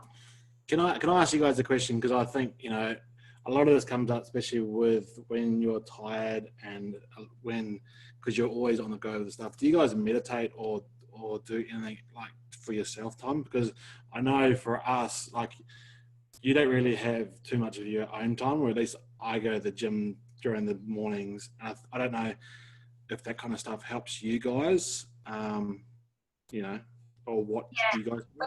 For the first 3 hours of the morning, we got pretty much things that are not work. Like, we try and stay out of work. And I know you guys like have 3 children, so there's a lot of very busy time. Maybe it's after they leave or they're taken care of, right? But I feel you need to have, like, and Will has got us back onto some things that we haven't been doing. You know, he really insists now that we have a gratefulness journal. In fact, yours is here.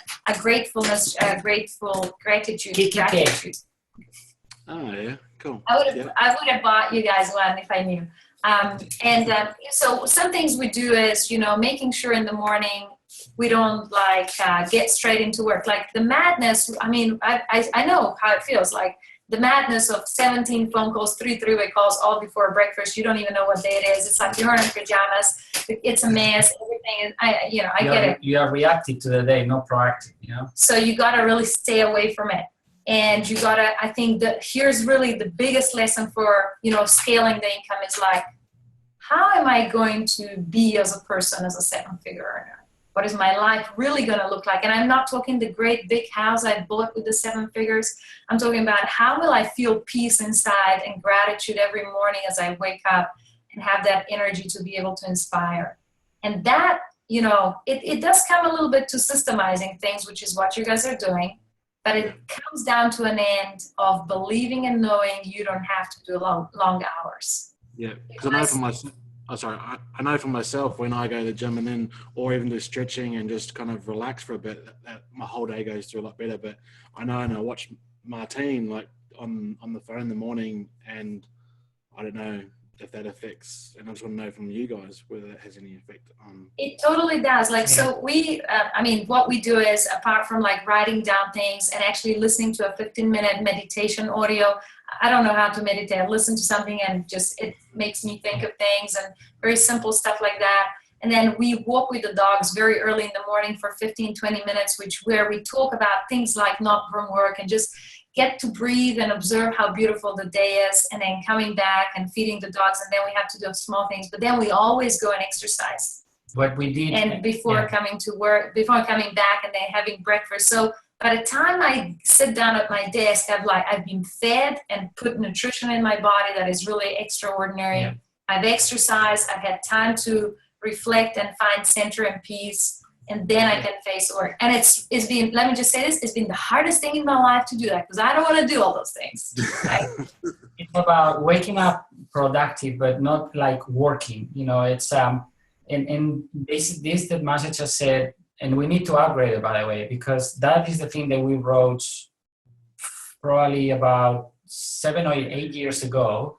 Our ideal day, I don't know if you guys have done that exercise. You wake up in the morning, the time that you wake up and the things that you do. And we need to upgrade that, because we need to change who we are, you know, if we want to keep being better. But one of the things that we did in regards to, it comes down to how much you understand yourself.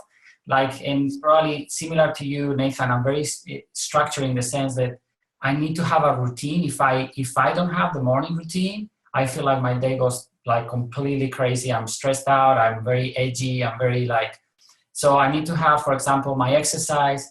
But one of the things that I understood when, you know, talking to Will also is that sometimes the reason I'm doing that exercise, and I knew that, it is to take the stress out, you know, take it out with, you know, in this case, when I go to the gym or I play tennis or whatever.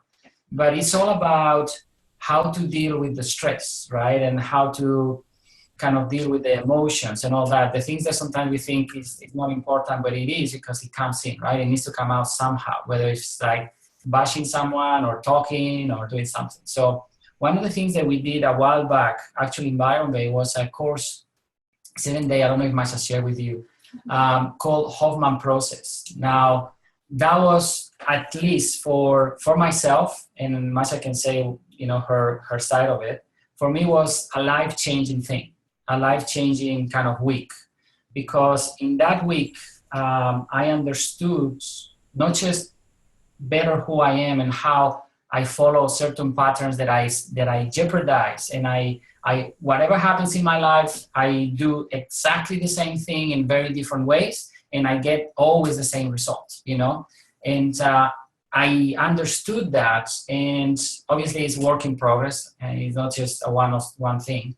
But the main thing that I understood is how to identify that moment where everything goes to shit, and changing that consciously, so I don't go to shit, because it's all about the pattern that we always follow, right? Like pointing fingers to something else always. So in that regards, the routine that we follow every morning is so we don't get into that pattern that says, this is so stressful, I want to quit, right? And that's for us, you know. Every time we get to that craziness, it was because we didn't take time for ourselves. And so, you know, I think things like that we ended up doing, and you guys, I feel, you know, will need more and more of this, is like weekends away with children where you don't work. You know, you need to schedule those in.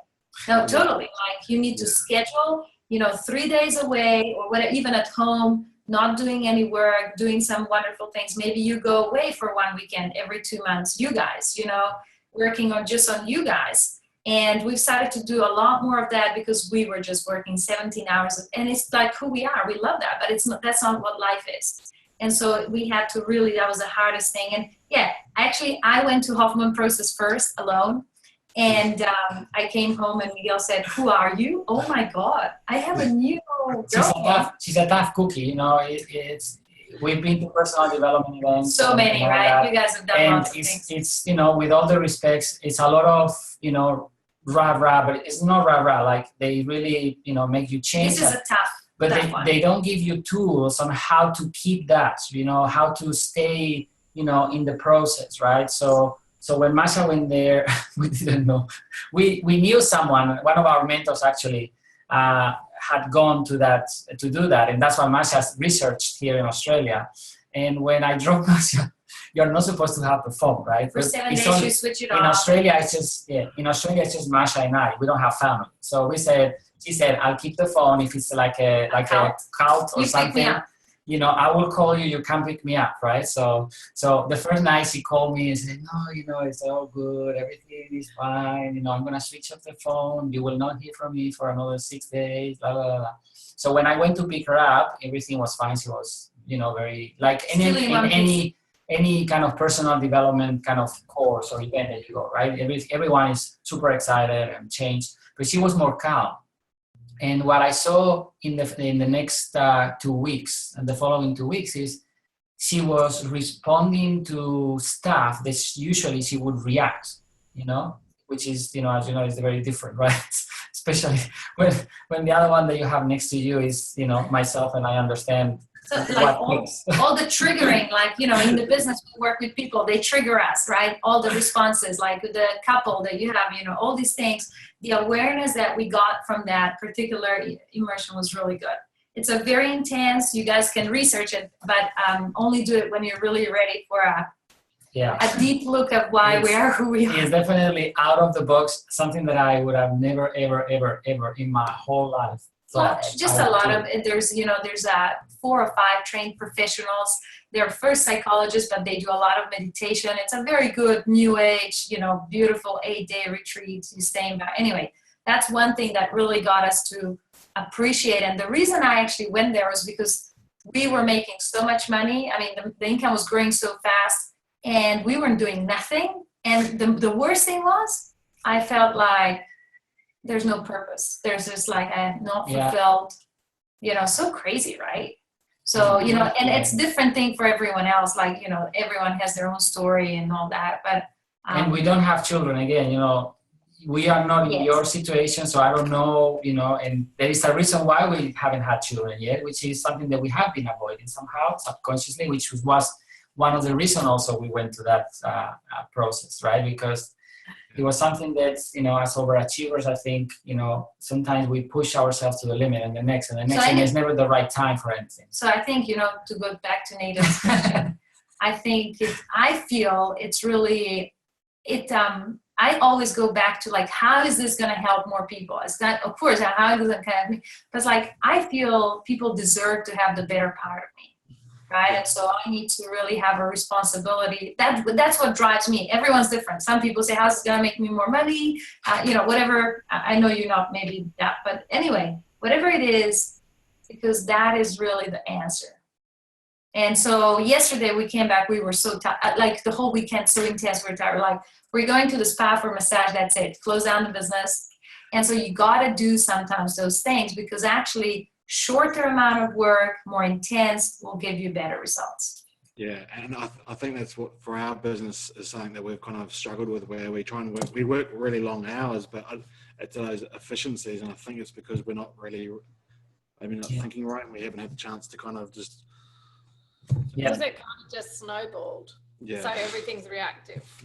And honestly, I don't think you can have balance at the start. I don't think you could have implemented these things 3 years ago and build a huge business like you did. So, but now that you have that, we can go and revise some of those things and implement it. You guys know that I used to have a license, is expired now, to fly big planes, yes? So one of the first things I learned, and this is the thing that I always kind of remind myself, is I'm in the plane. And I need to, the first thing that the instructor said to me is that you always need to be ahead of the plane, right? You need to be ahead of your business, because the moment you are behind the plane, the aids, all the, let's say the turns, the ups and downs and turning left, right, and doing all this to follow the actual path that is going to take you to the destination, you are like you're running behind. You don't have time to think and strategize and see. And that's what we felt many times. And that's what probably you feel now. So, but it has to happen that way, because that means that you did something right, which is creating that burst of activity, everybody excited. And that's what happens. We hit that momentum, everything goes so fast that you can't catch up. And now it's time to regroup, as you said, and now we're going to see it in a different way. We're going to pace ourselves, because now you reach a moment where you have a good income, but you cannot scale that income unless you are ahead of your business. There's just no way. And honestly, the doubling your income is more about who you are becoming than all the system and the strategy. I mean, that's good too, because it doesn't make you work so many hours, right? And that's why we're doing it. But in the meantime, it's just so much, and this, it's growth and who you are. And and this is what Will said to us, what do you want to feel when you double your income or whatever income you want? Like, how is, and what is that really that's going to make you feel good about it? And those are the things, like, who have I become, right? Results is one thing, results are going to show up, but how did I get through that process? Did I scramble through and burn out 17 times? And that's our pattern. We've gone through all that. We do that really well. We've perfected it. I mean, but we don't teach that part, but like, good. And like, for example, 2 or 3 years ago, we launched a big online program, actually Q Momentum. And we said, this is going to be very big exercise for 2 months. And I said to Miguel, I don't even want to go do it, because obviously we're not doing this for money. Let's do this as an exercise of how we do this process, because it's highly stressful, how we do it. And that was more important. How do we end up? How does our relationship is able to flourish through that building of that huge business? How does that, relationship with our kids and time with family or whatever it's important to you guys? Yeah. And I think the system will help that. Yeah. Because it's, for a long time, if I stopped, everything stopped, where it's not like that now. But I feel I have to kind of be secretive with the leaders if I'm taking time out, because they copy everything we do. Yeah. And their business isn't where ours is at. Yeah. Correct. And you know what? You should not have to do that. Here's the amazing thing. We always felt like this. This is what you described exactly. We're like, shit, we're taking a day off. What if they don't see me on Skype, or they can't do a 3-way with me? Oh my God, I'm just going to say I'm sick. Oh my God, I felt so bad. But then we figured out, and that's where we really decreased our hours. Our business started to grow without us after a while. Having the systems in place, and we're like, step back and give the right thing. And my question was always, how can I work for 6 hours today? It's going to be intense, but this is all I got. And that's it. And then I'm going to force myself to take some time off today. And that's your challenge. Your challenge is not to work harder. Your challenge is to achieve your goal in the right way, not just achieve it. Awesome. Lots to consider. Achieve it happily. It's just processing everything, and just that, like, there's so much happening, just that overwhelming feeling of, even just getting all this done, getting it right, and everything else. But that's all stuff that we need to work on in a massive way. Yeah. So I think, don't get overwhelmed. Like, it's really simple right now. You're going to watch Q Momentum for the next week or 2. You're going to watch the Systems Owner program. Not much to do there. It's like an hour worth of watching, but it's like small things you do. If you set aside one full day, you guys are going to rock it and finish it. So don't get overwhelmed. Just steady, take some time. Because as we launch it and you go into your blitz and do all the things happen, you'll be full on. But now it's time to implement that, security and feeling steady and rocking and all of that. So We are very good at sprints, 100-meter sprints. We are not so good at pacing ourselves in marathons. And that's the biggest learning for us. It's been in the last 12 years or whatever time we've been in this. Right. It's like you need to pace yourself. It's just, there's no other way. You burnt out so fast. And, 5-year mark will be coming up for you in a couple of years, right? And the 5-year mark is like, you know, there's always things happening in the company, in team, in products, in like, so, you know, like our goal is to help you to evolve that business, you know, way past the 5, 7, 9-year mark. And there's specific challenges in network marketing as you want to stay with one company for a very long time, because there's people who think they need to change company every 4 years or 3 years, right? And so all that is only possible when you've like created, you know, the person that you can really start again, right? That you have that resilience, but that resilience really comes from achieving it the right way and feeling happy about it, right? So yes, results speak volume, but for me, the real challenge has been who I am through those results. I don't just want to be a burnt out person. And the exercise that got me to do that, and this is a little bit of a, you know, tough one, but I know Martine doesn't mind that. She's told me some jokes from her nursing past. You know, they got us to write down 2 different eulogies of, you know, somebody doing your eulogy on your grave. You know, Miguel's very superstitious. You know, what is the worst case scenario? So my worst case scenario is, you know, I've burnt out, I died of a heart attack because I overworked, I had millions of dollars in the bank account, I had no happiness, no great relationship. Like, that's my fear, because I know that's my pattern that I go into a lot. That's not you guys necessarily, I'm sharing a little bit. My best case scenario is, you know, I still had, you know, all this income and that I achieved and wealth, and I was able to impact so many people through my charities and my, you know, other things. And on my grave, there's literally thousands of people who were empowered and felt something, that there's something. So, you know, the difference, like, who do you really want to be, right? Because in the end of the day, we want results and we want to help people with money. And that's the core. Like, we all love that, but it's about that journey and that slowing down and saying it's not just a destination, it's right now, and it's who I am and who I'm being. That helped me a lot. Yeah. The skills that you guys have right now, I dare to say, and I touch wood, you know, always, because I usually don't say this, you're never gonna lack money ever again, ever. So if that is a given, you know, it's a fact, right? Then you need to be thinking, how do I want my life to be like? You know, because I have the skills, no matter, and again, I touch wood and everything, right? If something happened to Nucerity, you know, something, whatever, the worst case scenario, right? You could start over again and make it happen, right? If you were to decide to do completely something different, you have the skills that you have acquired, so you could actually different industry or whatever, right? that, right? So you guys are done. Like, in that regards, you are done. In sense, you have the basic skills to actually make it happen and make a very good living out of it. Take care of your children for the rest of their lives, right? So the question now is, what kind of lifestyle do I want to have? And how do I achieve that? That's the question. What kind of lifestyle do I want to have in terms of how many hours do I want to work, how many days a week, and how? And the next question is, how do I achieve that? Because then your brain, your mind is going to start thinking towards that. And until you do that, you are reacting to everything that happens. And it's when you say, why do I work so hard? I haven't spent time with my children. They are already like 20 years old. They are finishing uni and I haven't spent time with them. And what for? You know, I'm making $2 million a month, so who cares, right? I can't go back in time. I have all these millions, I can't buy time.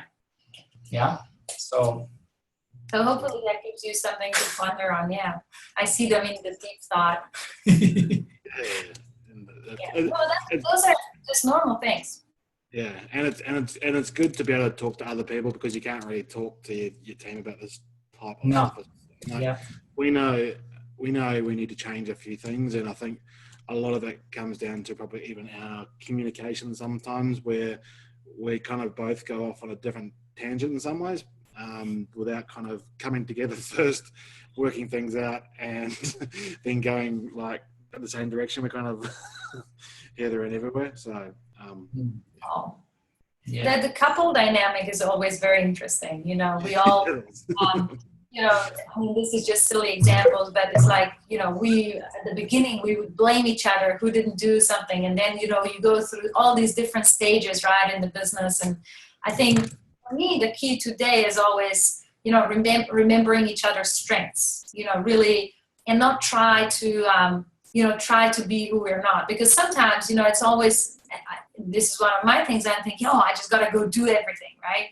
And so, allowing, and for me, I don't know if that helps my team, but it's like allowing the husband or the partner, right, to also flourish in their own, or, each other's like, so having that strength and sticking to what you're going to do, and mainly because otherwise you're doubling up and you're doing too much so that you can't take more time off, right? So it's being effective through that, but I think it's also just, I think being really conscious how that relationship of yours evolves through that business, that you're empowering each other, because there is a lot of times Miguel and I would disempower each other, because you're a person going through, outside your comfort zone, you're stressed and being pulled all directions, and, it's new. And so you're learning all this. So I had to let go of being the man, sometimes, you need to be in front of the room and all that. When I first met her, I said, you know what, I'm okay. She can be in front of the room and take the mic and the clicker if she wants to, and I would just smile and be okay with that. Right. But that's right. But then from my side, I think for me was really important. And this may be inverse. I'm not saying it's the same way, right? I'm like, this could be you, Nathan, or it could you be. It's just skills and things. It's like I have to be really mindful that I don't overstep, because that is the worst thing you can do to a spouse that's also your business partner. So.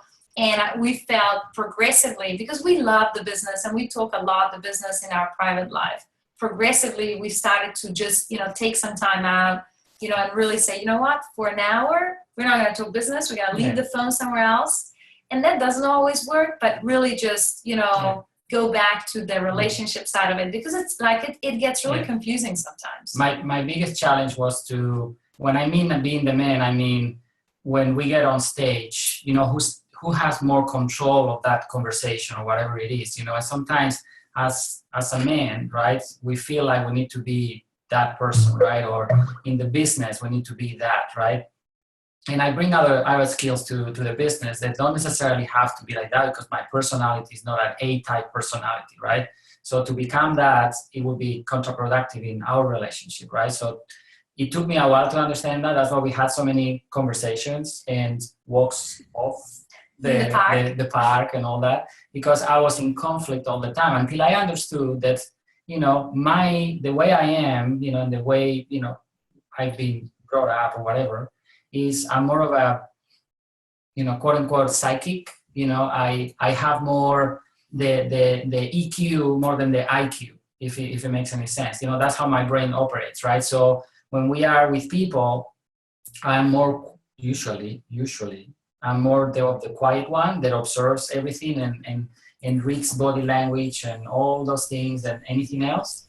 And, I'm comfortable with that because I don't need to speak, right? So that's great.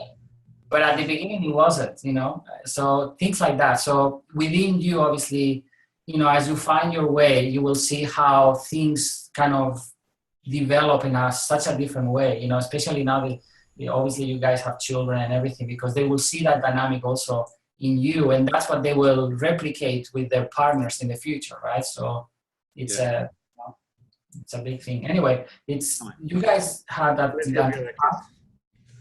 We have to pick up our kids now. So. But hopefully that was useful to you guys, just a little bit of sharing, and we can have like lots of this chats. We're totally, cool with all of this, as much as you guys need. Definitely. How much was your Hoffman program? How much in money? Yeah. I think it was 5,000 Australian dollars for 8 days. Yeah. Per person. Yeah. Per person. They insist on you going separately. You have to go separately. Yes, I would. That makes sense. Yeah. Yeah. And by the way, people, so you understand, the people that go there, I'm not gonna say, we are not allowed to disclose who. You are in the course. We are not allowed to disclose or talk to people about what you do, for example. But at the end, one of the guys that was in my thing, all of them, most of them, I would say 99.9% of them overachievers. They made millions and millions of dollars in their life, and they're in their late 30s, 40s. One of the guys, a billionaire, Australian billionaire. And Very interesting. Heavy stuff. But, I mean, it may not be like you guys gotta go research it now or do it now. Maybe in the future. I do think will bring a lot of value to you guys since you have access to him, and just use him. And I think there's resource beyond that in the Hoffman process. I think it's good. Awesome. Awesome. I Thank appreciate you very guys. You much guys are for your awesome. time. We Yeah, are good. grateful for being the most precious commodity. Oh, you're Exactly. falling asleep. No, you. Okay. So from here, so just so you guys know, on Saturday we go to the US, but we're totally reachable, or we do calls like this as well. We actually have plenty of time. We do going to speak at 3 events. We're going to Boise, and then Dallas, and then Vegas, and but we're reachable on Voxer. I would suggest you start setting those goals, and seeing how you can then scale maybe 10% this week through the home meetings of what you've learned, and just start moving through that systems owners program and Q Momentum. I think that's the key right now. How would we get our leaders that Q momentum? You need to give me their emails. If you can send me a list of people with their email addresses, Yep. then I'll get Isabella to give them access and email them. Yeah. All right. And then I'll call them individually and see if they're willing to do the meetings and actually jump on board and put in the time to make it happen before I give them access, because it'll be strategic as well. that's right. Yep. And I think if you wanted to do a call, we have an event Monday, Tuesday, Wednesday next week. That's all US time, but Thursday and Friday are pretty cruisy for us. We're actually just staying in Boise, going, sightseeing and rafting. They have beautiful, so we can easily do a call with them then. Okay. All right, awesome. As long as we don't interfere with your downtime. Exactly. Oh, no. We don't have downtime. It's all like mimics and marketing, we are like donkeys. We just work. Actually, we haven't worked much yesterday and today. This is like the first real things we've done, which is pretty good. I feel really proud of that. Exactly. good. Well done. All Cool. right, We're picking awesome. the children up now, so thanks again. Thank you. Take care. I Perfect. appreciate it. See you guys. Bye-bye. Bye. Yeah, bye. So.